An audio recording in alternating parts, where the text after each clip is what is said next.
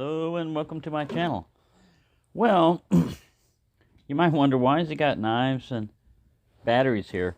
Well, I was going to talk about electricity because both have been in my part of my life, knives,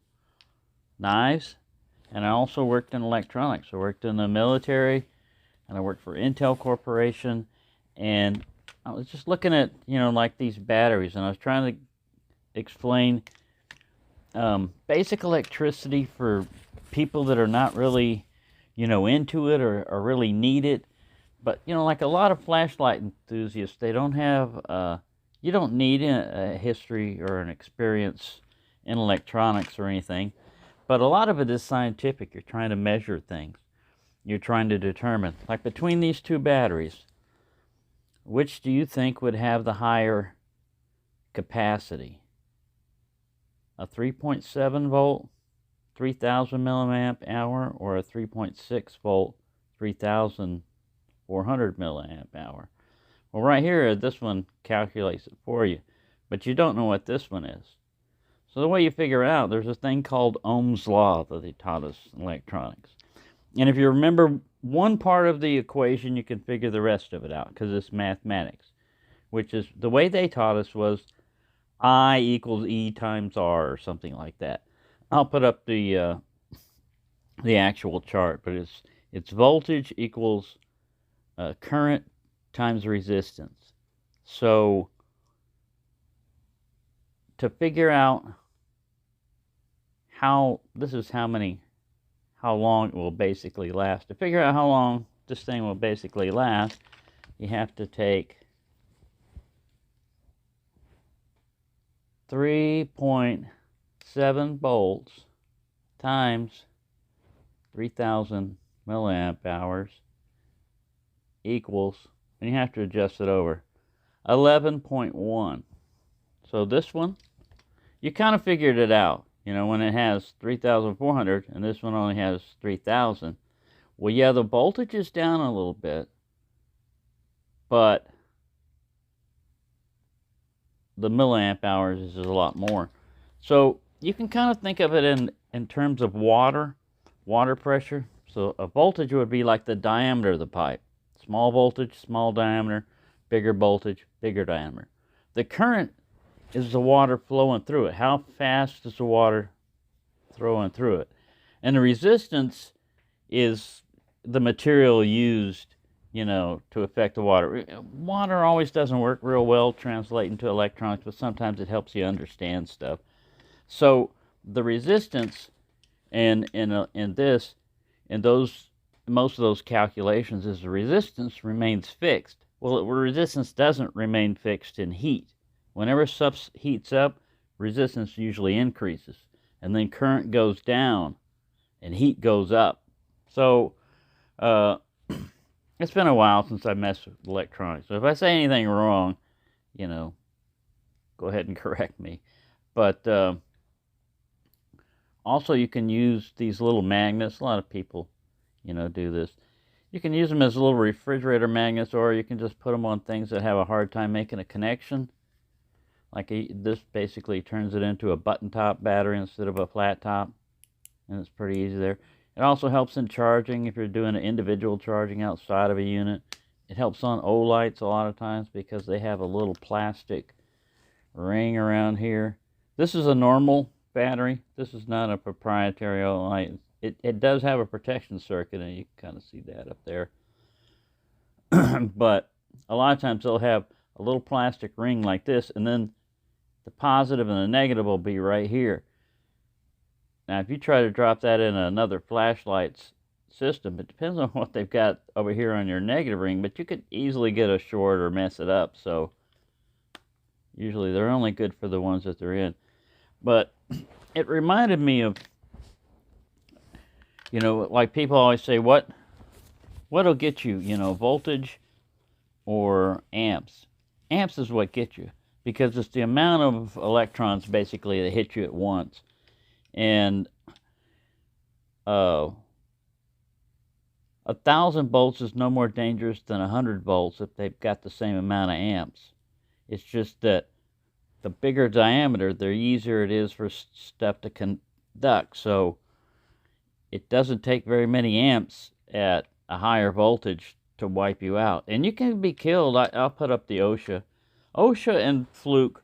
Fluke is a multimeter, or it used to be a multimeter company that in the industry, most higher industry like Intel and stuff like that would use them because they're well built and they're, you know, calibrated well, stuff like that. But my experience with electricity is I almost died from electricity when I was a teenager. My father had a cab over camper, and he didn't always use it, so he would store it in the yard on these jacks. He had these jacks that sit up there. Well, we had dogs, and it's Houston, you know, Texas, summertime. They dig underneath it to get cool. They go underneath there, and, you know, they get cool. Well, when it rains, which it does a lot in Houston because it's coastal, you know, like city, it's right up against the Gulf of Mexico, water puddles up there. Well, I used to use that as a kind of a within the yard getaway, you know, like a tree house or something. Well, I had tree house stuff before, but they, you know, are not really conducive to staying inside. A camper, well, you can camp out. All you need is electricity.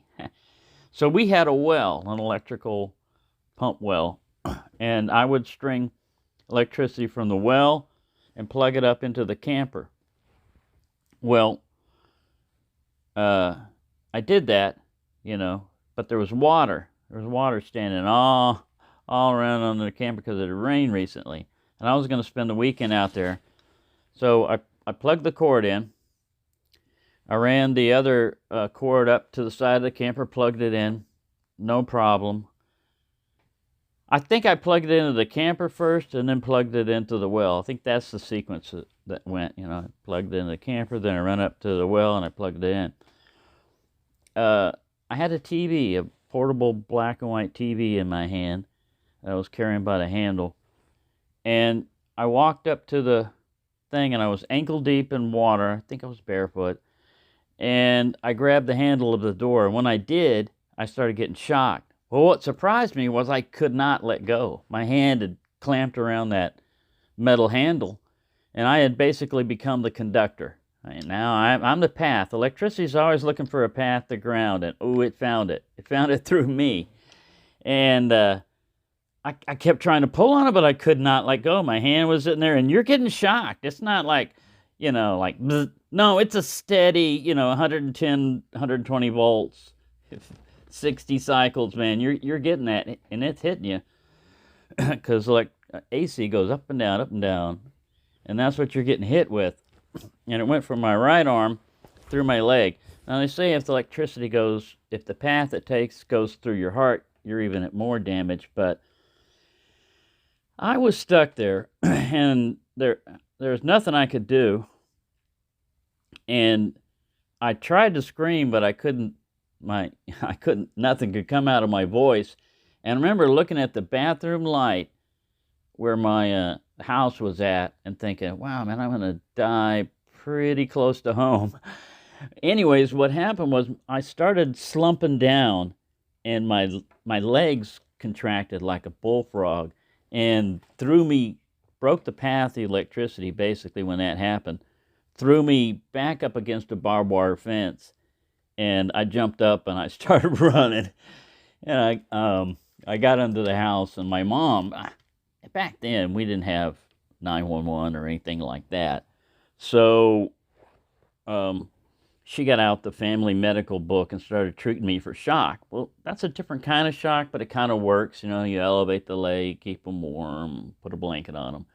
Nowadays, they would send you to the hospital for an EKG and, you know, all this other stuff, because even if you recover from a shock, a lot of times your heart can go into arrhythmia or something like that, and you can just, you know, die. So you got to be monitored after you've been shocked. I've been shocked many times and never gone to the hospital for it.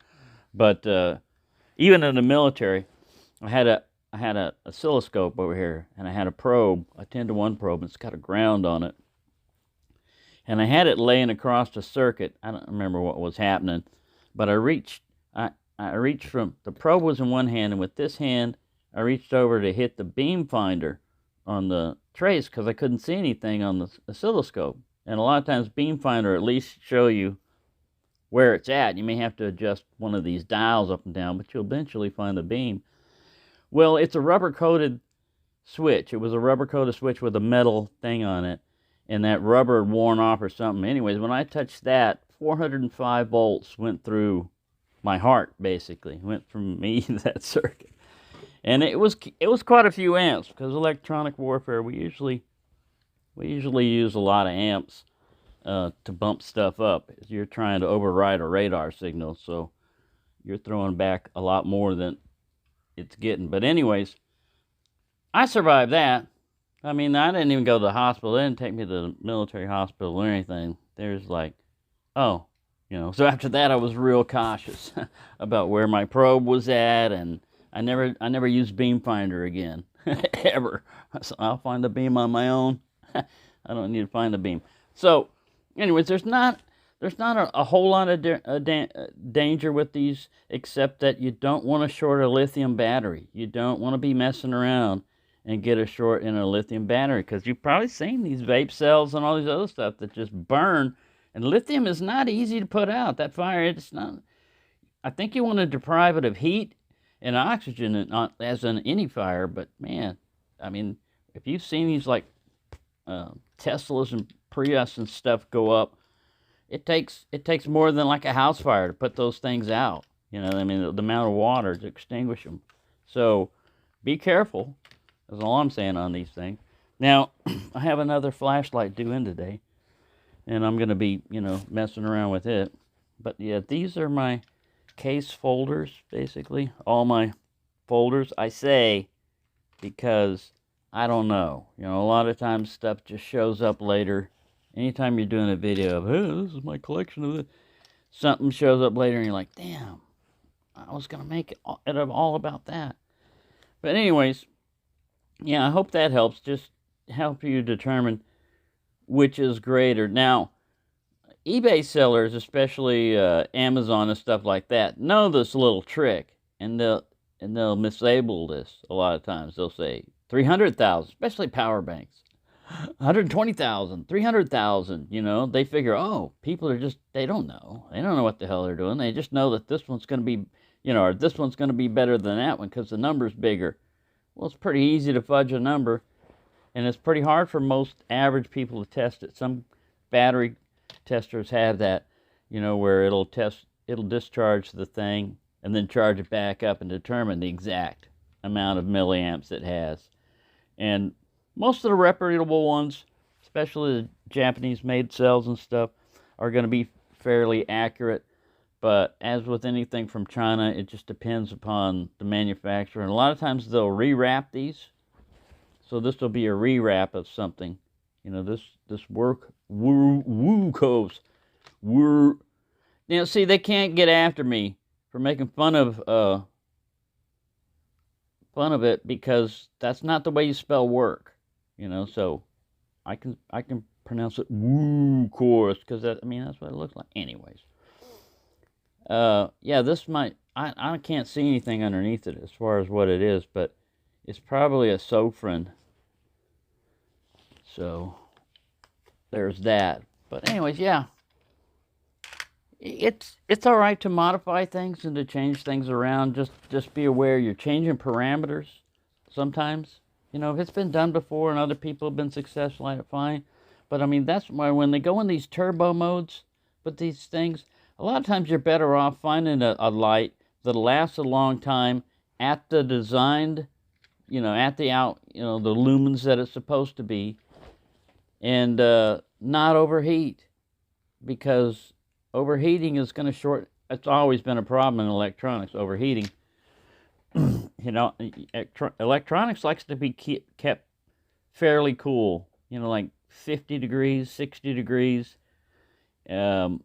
They can operate at higher temperatures, but the higher temperature you get, the more likely it is to fail. And the same way with the other extreme. The lower the temperature gets, the more likely it is to fail, especially on lights and stuff and batteries. So, anyways, I've rambled along long enough. We're going through finally a cold freeze and stuff. We're told to drip our faucets and everything. So it's gonna stay below freezing, below 0 centigrade for a few days, and that's all right. I got a wool blanket, and all those hats and stuff like that. I'm fine.